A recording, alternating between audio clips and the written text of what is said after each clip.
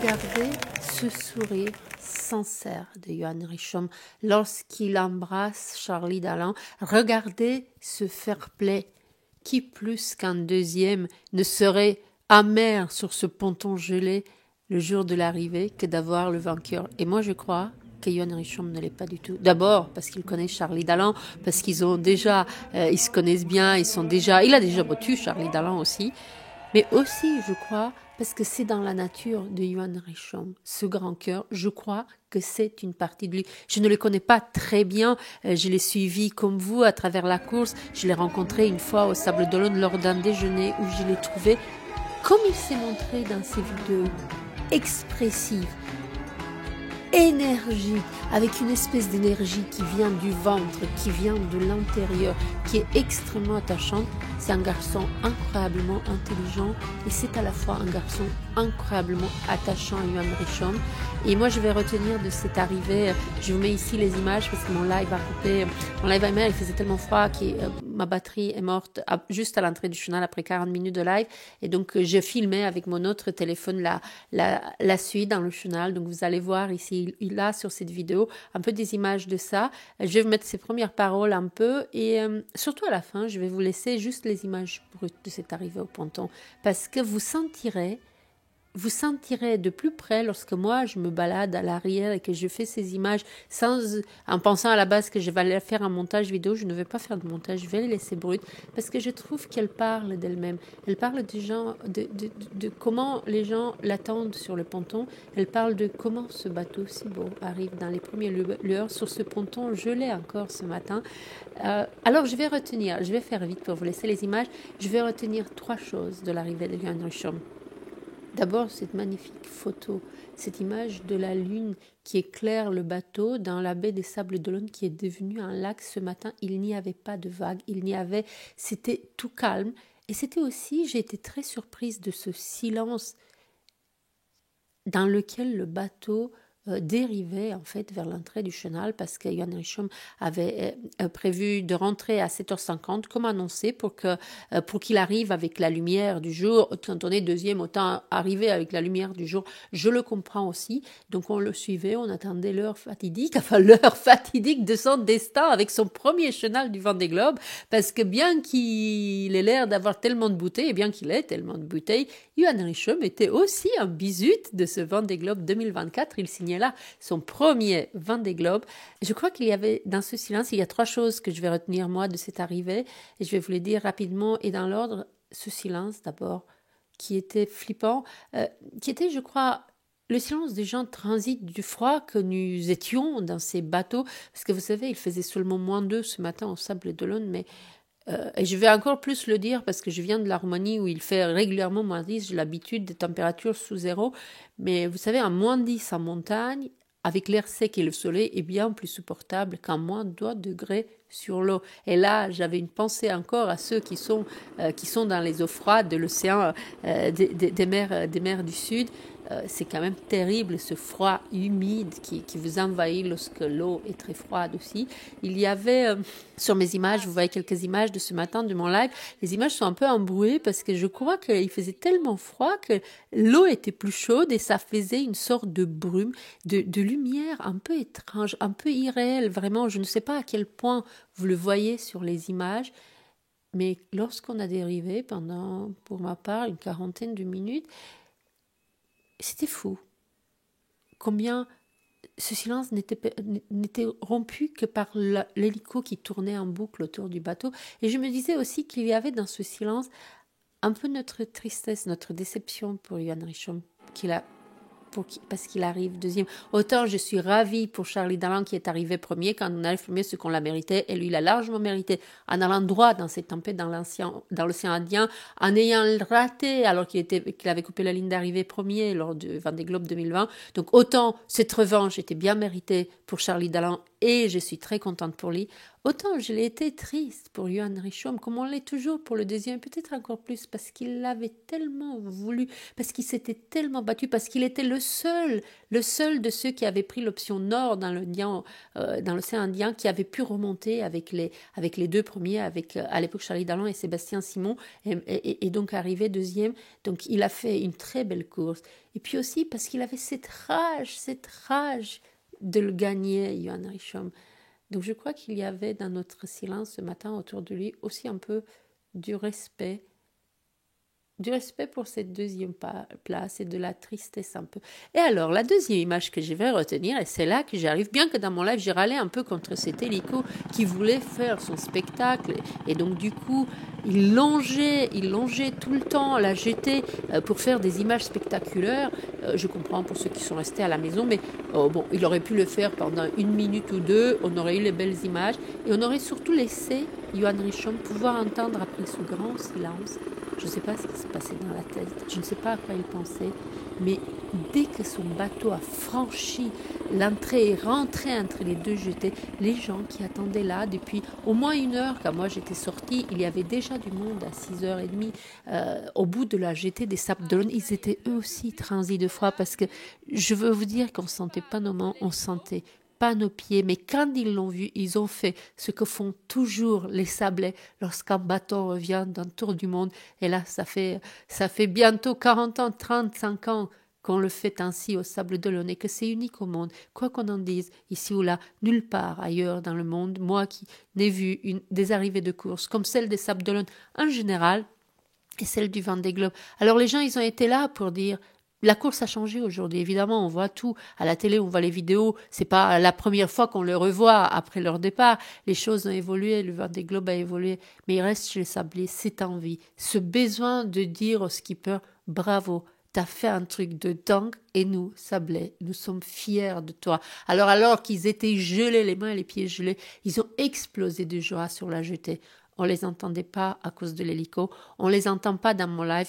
Mes lives, surtout, ils ont cela que j'essaye de faire. Je n'ai pas les moyens techniques. En plus, mon téléphone s'est cassé. J'ai perdu hier sur l'eau un micro. Je n'ai pas les moyens techniques de vous faire des images spectaculaires, mais ce que moi j'essaie de faire depuis mon bateau, c'est de vous amener au plus près de l'eau, au plus près du public, de l'ambiance telle qu'elle est, au moment où elle se passe, parce que de cette manière, ceux qui sont loin, ceux qui ne peuvent pas venir au Sable d'Olonne, au moins, c'est comme s'ils étaient là avec moi dans le bateau. Alors ce matin, je n'ai pas pu non plus transmettre cette ambiance de jetée à cause de l'hélico qui volait au-dessus des gens et qui les empêchait aussi un peu, mais qui empêchait surtout Johan Richomme d'entendre ces gens qui lui disaient bravo. Du coup, le froid glacial des dernières heures, il se réchauffait, mais on le sentait vraiment.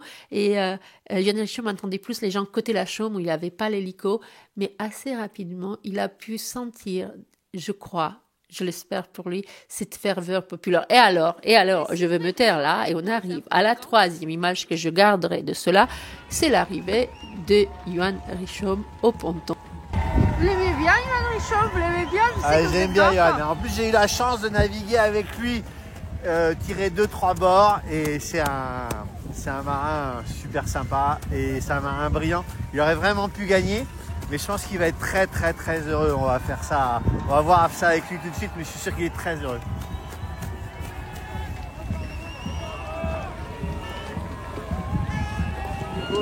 De formidables les sablés, uniques au monde.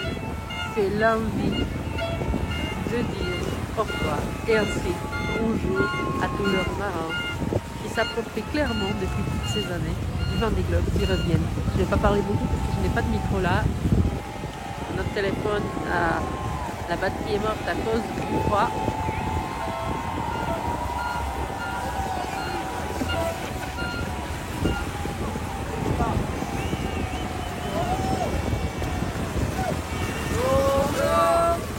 Arrête-toi! Accident!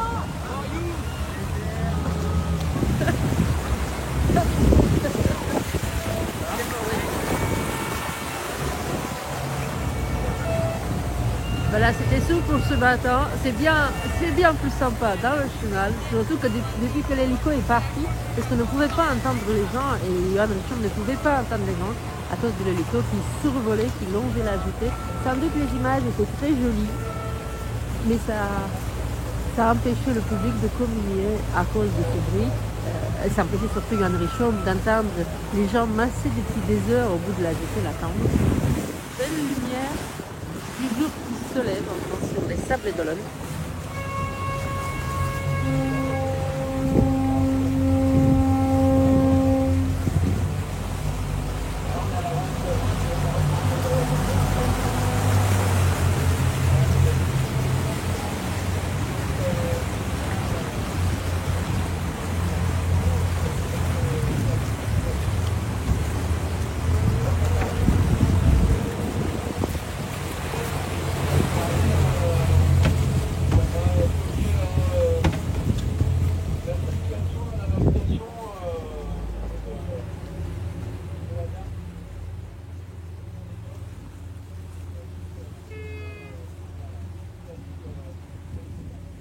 On arrive à la troisième image que je garderai de cela, c'est l'arrivée de Yoann Richomme au ponton. Et là, on le retrouve tel que moi, je l'avais imaginé dans ses vidéos pendant toute cette course. Ce garçon est drôle, ce garçon est positif, ce garçon, il est content d'être là, ce garçon, il a envie de s'amuser parce que ce garçon, il a l'air d'être un super bon vivant. Voilà, et moi j'ai adoré, j'appelle cette vidéo Au sable d'Olonne, on te kiffe Yoann Richomme, parce que oui, moi je te kiffe Yoann Richomme, c'était une très belle arrivée. Tu as réussi de par ton énergie, de par ta force intérieure, de par la personne positive et joyeuse que tu es, à nous faire oublier le ponton gelé, le froid, nos tracas du jour, quel qu'il soit, où que nous fûmes ce matin, heureux avec toi sur ce ponton du Vendée-Globe. Le seul regret que j'ai, c'est de ne pas avoir pu goûter ton champagne, mais ça, ce sera sans doute pour un de tes prochains Vendée-Globe, parce que je suis sûre de te revoir, moi, sur cette ligne de départ, maintenant que toi aussi, tu as ta revanche à prendre. Voilà, je voulais découvrir les images de son arrivée au ponton. Je vous embrasse, je vous remercie de me suivre tous aussi fidèlement ici sur ma petite chaîne YouTube. N'hésitez pas à me dire en commentaire comment vous avez senti, comment vous avez apprécié ou pas cette arrivée de Vendée-Globe, quelles ont été vos émotions. Et puis peut-être dans la journée, quand j'aurai les premières paroles de Yoann Richomme, la vidéo qui nous est fournie aux médias que j'ai via la Télé des Sables, donc quand j'aurai la vidéo de Yoann Richomme, je la posterai ici également. Je vous embrasse, à très bientôt, bye bye.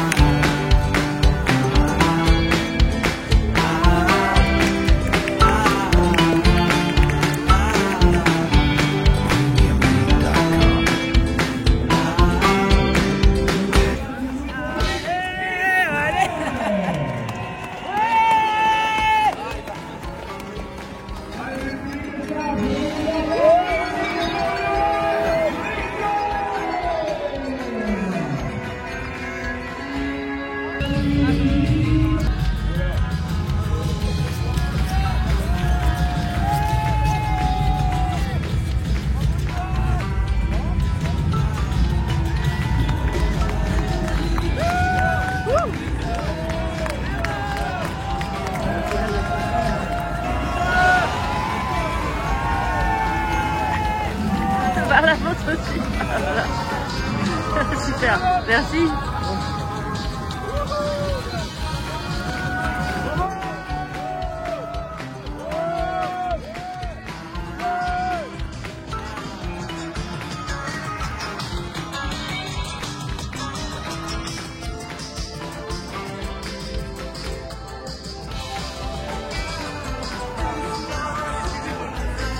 Salut.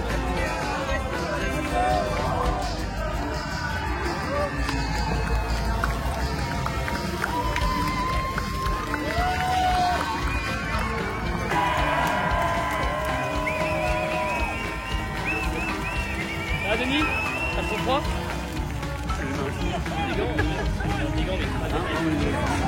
Hein